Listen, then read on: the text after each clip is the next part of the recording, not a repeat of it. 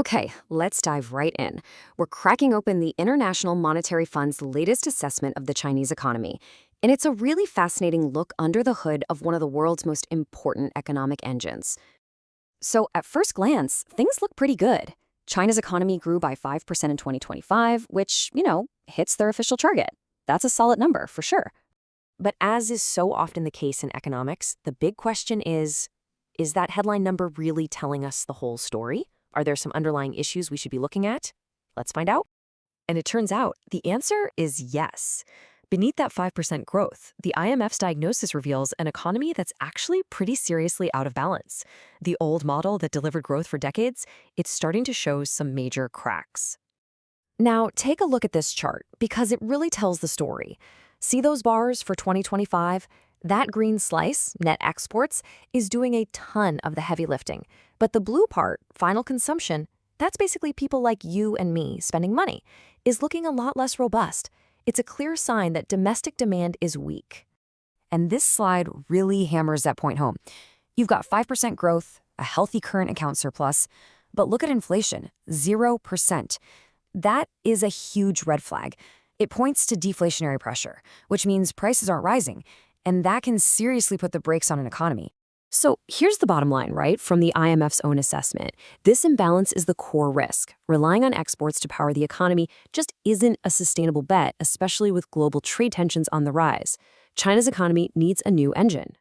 So if weak domestic demand is the diagnosis, what's the prescription?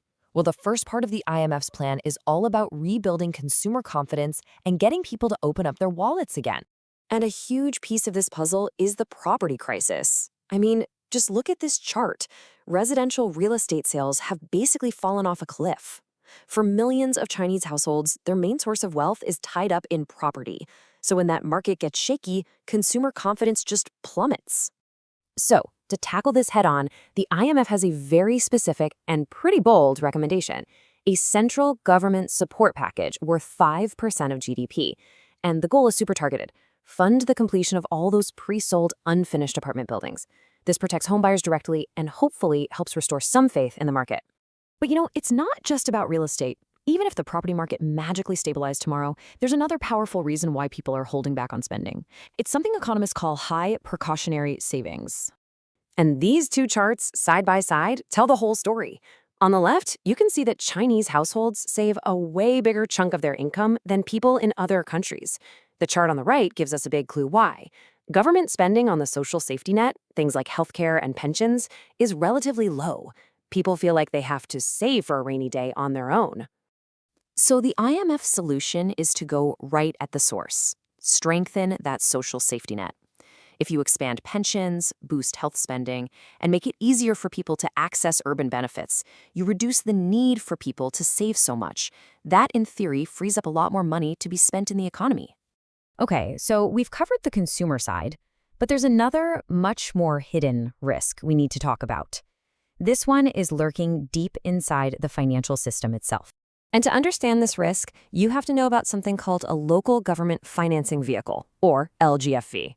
Basically, think of these as shell companies created by local governments so they can borrow tons of money for big projects, all while keeping that debt off their official books. And the scale of this hidden debt is, well, it's just staggering. The official estimate is already a massive 10.6% of GDP.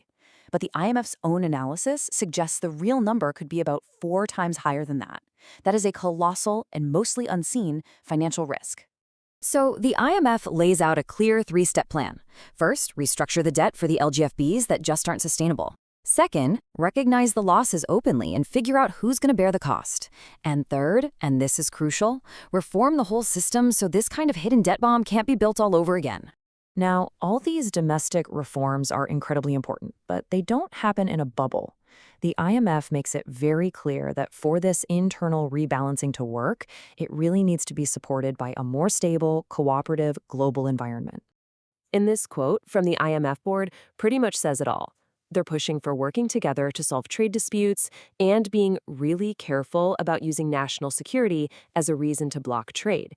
It's a clear call to de-escalate tensions. So what does that mean in practice? Well, the advice is pretty direct. scale back the big industrial subsidies that can cause issues globally, be more transparent about them, and avoid getting into a tit-for-tat cycle of retaliation. The whole idea is that less friction abroad gives these domestic reforms a much better chance to succeed. So when you put all of these pieces together, what the IMF is really doing is laying out a fundamental choice for China's economy. It's like a fork in the road, with two very different paths ahead. And this chart just perfectly illustrates the stakes. That black baseline line shows the current path, where debt just keeps climbing to what look like unsustainable levels. But that blue recommended line, that shows what happens if these reforms are actually put into action. The debt path flattens out, leading to a much healthier and more stable future. So the choice really couldn't be more clear. The path of inaction risks ongoing deflation, slower growth, and mounting risks. The path of reform, on the other hand, offers a rebalanced economy that's driven by sustainable consumption with far fewer risks for everyone, both at home and abroad. At the end of the day, this big policy package from the IMF is essentially a blueprint. It's a strategy designed to shift China's entire economic engine away from its over-reliance on investment and exports and toward a more stable model powered by its own consumers. So the analysis is done, the recommendations are on the table. The IMF has laid out the blueprint for a stronger, more balanced economy. The real question now is, can it be built?